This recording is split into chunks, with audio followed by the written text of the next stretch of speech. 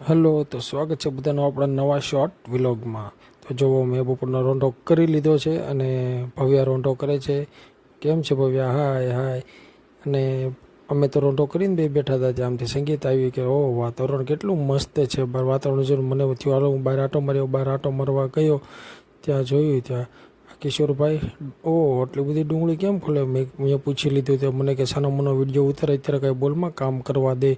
તો મેં જોયું કે ડુંગળી ફોલ્યા પછી તેને કટિંગ પણ શરૂ કરી દીધું. એટલું મોટું જો મશીનથી કેટલું મસ્ત કટિંગ થાય છે. અને પછી લીધું ખમણ કટિંગ કરવા, અને ખમણના કટિંગ પણ એક પછી એક ખમણ કરીને એનો તો ભૂકો કરી નાખ્યો બધો.